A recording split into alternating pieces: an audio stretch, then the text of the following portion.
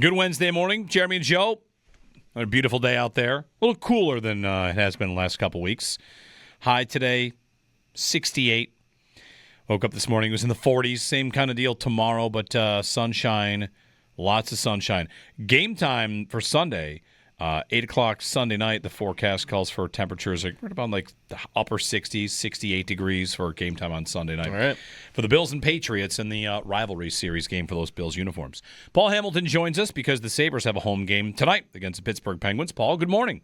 Good morning, guys. How are you? So, Paul, it's not easy to make a case that a preseason game is really important in the NHL, but I might say that tonight is an important game for Ukko-Pekka Luukkonen, who is slated to get time in net, and we'll see how he feels because he's been nursing some injury, and his timeline has kind of been uncertain, but he's going to play tonight.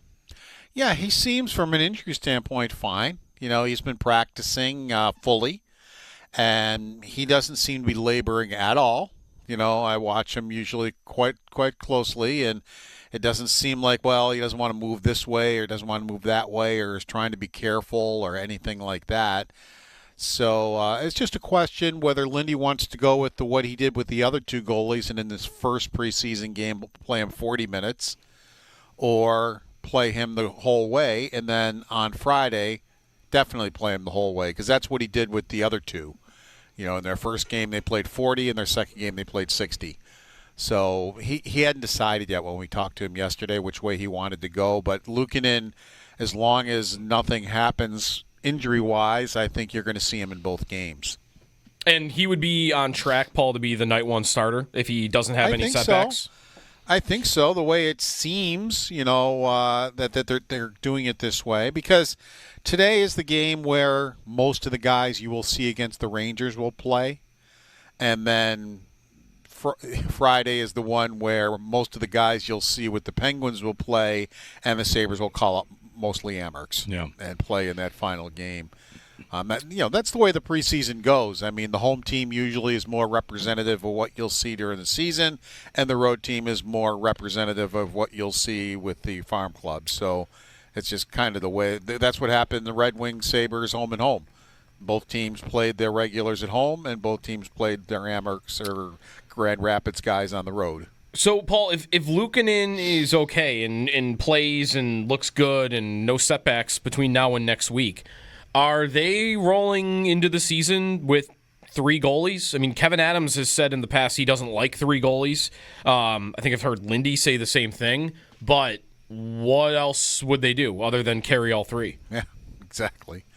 It's crazy. I don't know why they set themselves up for this. I don't know why you don't just sign a goalie to a PTO instead of signing him regularly and then running into this problem. I don't envision. I'm not saying it won't happen, but I don't envision anybody going to Rochester to back up Devin Levi. I don't see that happening. I mean, Levi's the guy. They're not going to send one of the veteran goalies down there and let him play over Levi. That wouldn't make any sense. Well, would Georgiev even do it? Like, if they tried to do that, I'd wonder if he would just bolt for Europe. He's got his contract. He can't bolt for anywhere. He couldn't just go to like the KHL if he wanted to? No, he's got a contract. He just can't bolt. He would have to. The Sabres would have to let him out of his contract. It would be a mutual. He would have to go on waivers, and then they would have to terminate the contract. Mm-hmm. But he can't just get up and leave without doing that. And maybe that's part of the deal.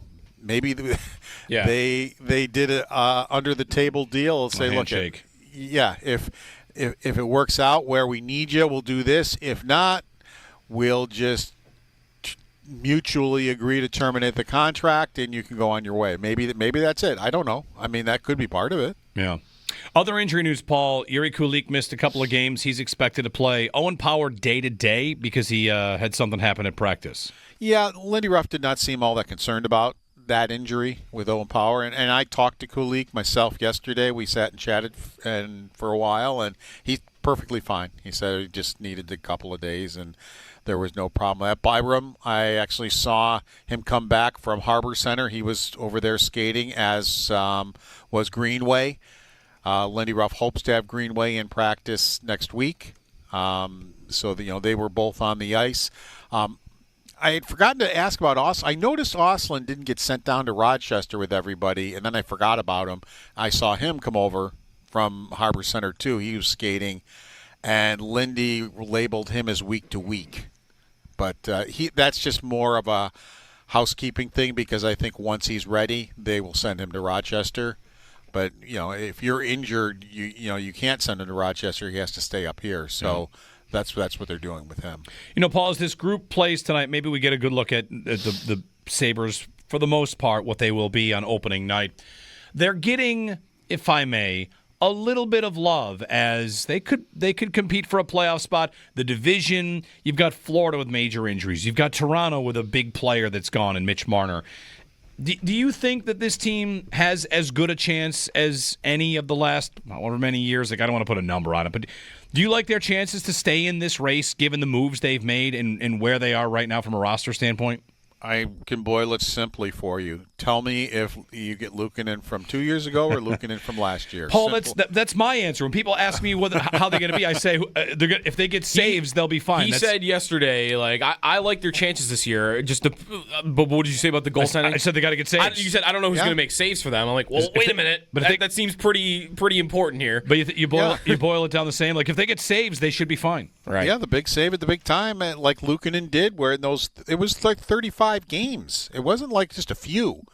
He had some of the best numbers in the National Hockey League for 35 games, and in that time period was second to Vasilevsky in games played. Did a great job, but that didn't go into, he only did that sometimes last year. It wasn't consistent, and he kind of took a move backwards. So I've been saying that all summer. Anytime anybody asks me, I'll just say, tell me which Luukkonen's showing up. And if the Luukkonen from 2 years ago shows up, they have a great chance, especially if Norris can stay healthy. I mean, he had a 3-point game against Detroit, and, he's a good two-way guy.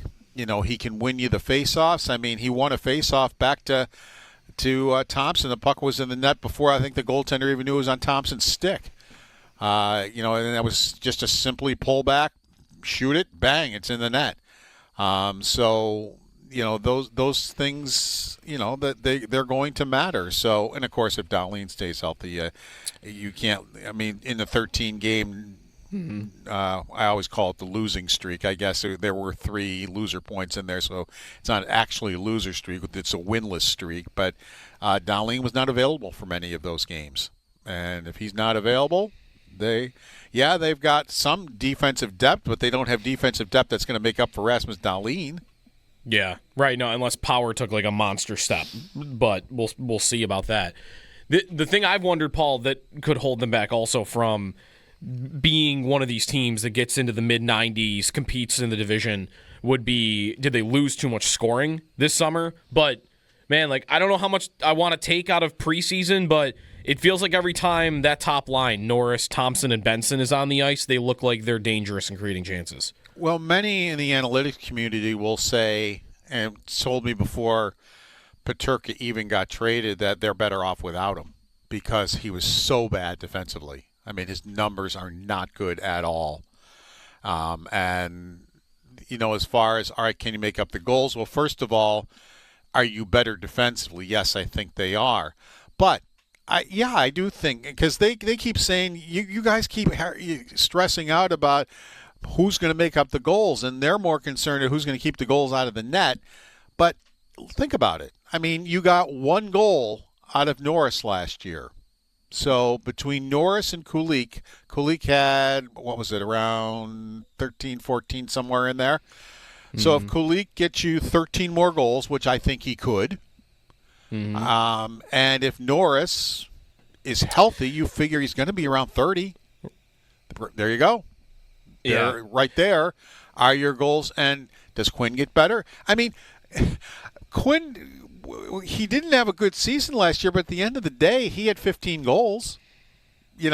So does he improve? And he gets over 20, maybe? I who knows? But I don't even think you have to talk about him or Benson as far as maybe them improving their goals. I think you just have to look at Kulich and Norris, and I think between the two of them, they can make up for it. Yeah, Norris, like what I might want to do there is include Cousins' production last year, but even that was only 11 goals. So between Norris and Cousins, it's 12. And like you said, if Norris stays healthy, you'd at the minimum expect, I think he's going to give you more than that. I mean, he had a 35-goal year the year he was healthy. Mm-hmm. You know, he's a shooter, and if he's healthy, there's no reason to think that he can't be between 30 and 35 again. Do you think their lines are like? Do you think you feel like you know what their lines are going to be going into night one for the most part? Maybe one change here or there. Absolutely, yeah. They haven't really changed their lines, you know, throughout camp, other than when a couple of guys are injured, like when Kulich was out for a couple of practices. Now Greenway could change that. I mean, they haven't given up that Greenway is not going to be ready by opening day. But if if Greenway's ready to play, then maybe Danforth doesn't play. You know, so right now, you're looking at Norris with Benson and Thompson. You're looking at McLeod with Zucker and Tuck. You're looking at Kulich with Quinn and Doan. And you're looking at Krebs with Mallenstein and Danforth. They like Gertzen. Where he might fit in, not sure. If you're keeping 3 goalies, Gertzen's not going to fit in here right now. You're going to have to send him to Rochester.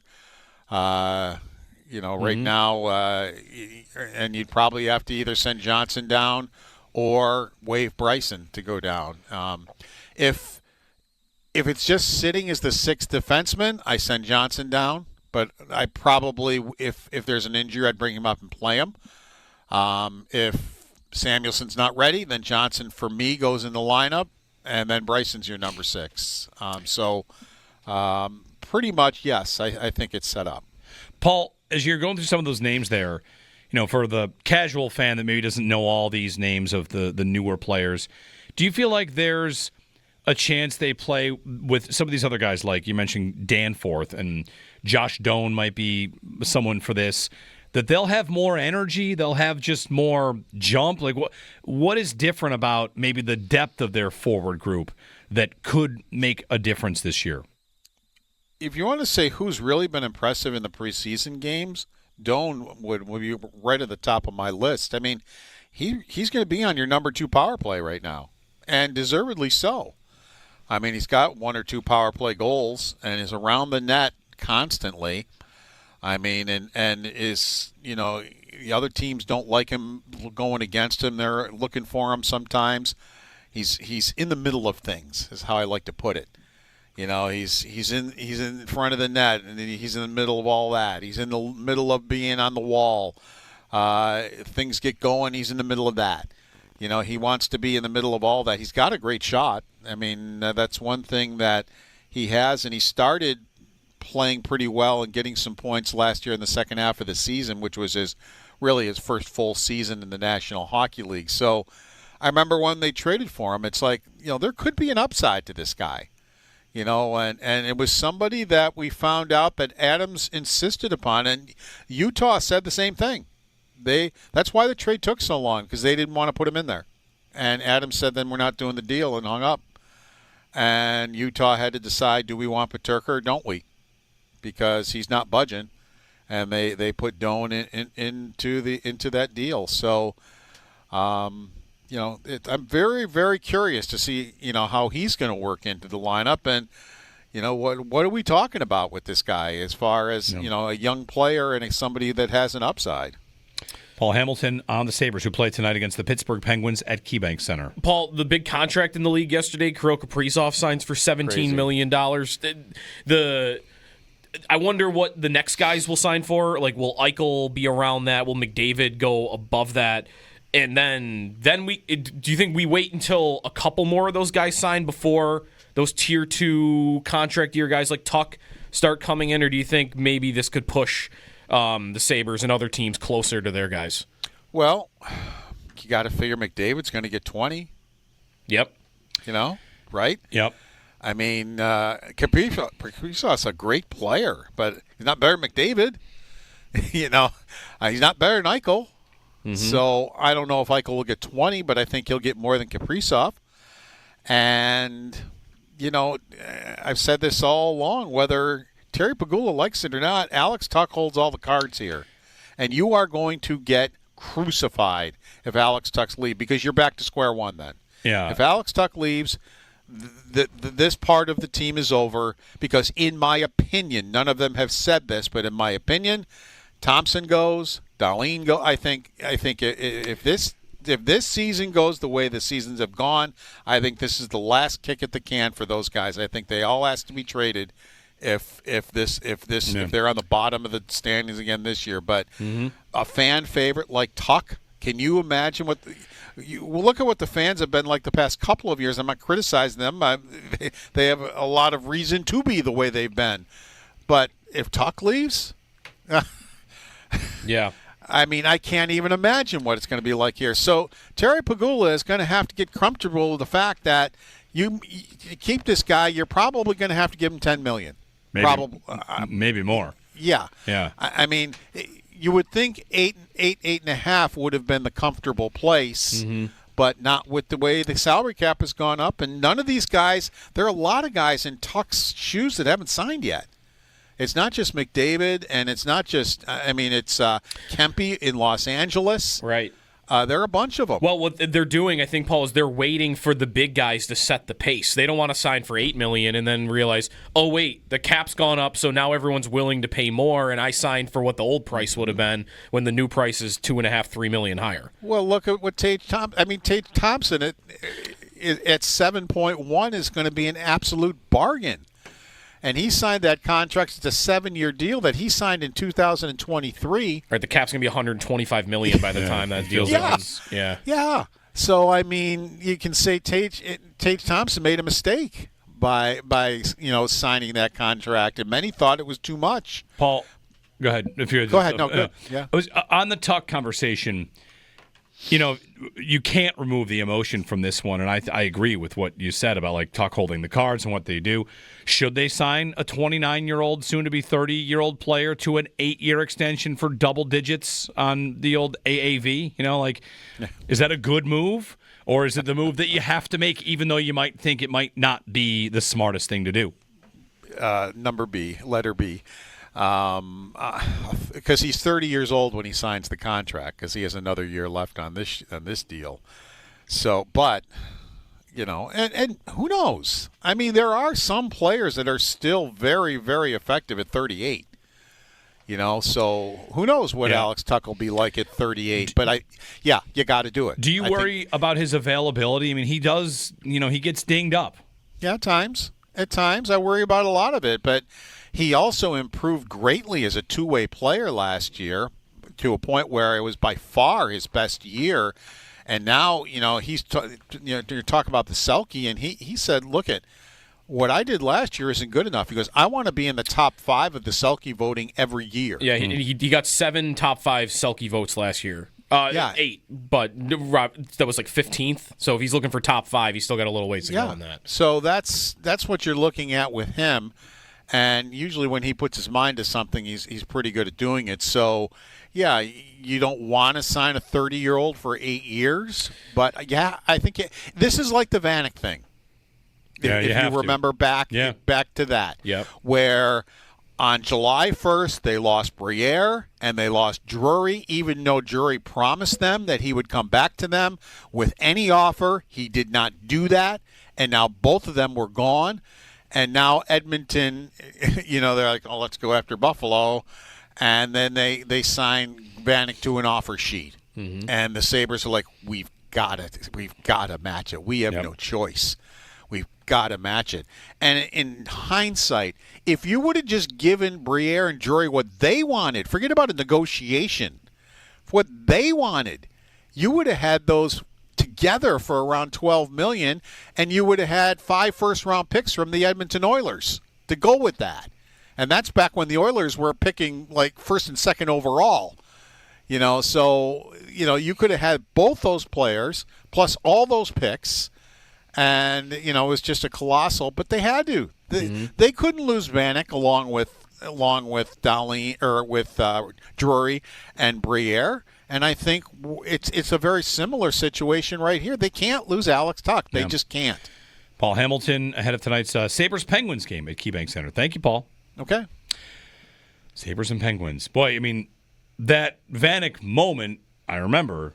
What did Darcy say? Something like, "We're not a farm team. Go shop somewhere else," is what he said. Did he say that? Something like, I like that. that. He had a. I don't remember that. You know, when but the offer sheets get signed, you're supposed to be mad at the other team. Right. But whatever. The Tuck thing, I think it's a good comparison because if the number is 8 years, 12, should you do that? Doesn't matter. You probably have to. I think You have to. I think there is an argument, too, that you should do it anyway. You know, like, you get 5 great years out of that deal, and I think that's a win. You got to eat 3 bad ones, like, whatever. That's what good teams do.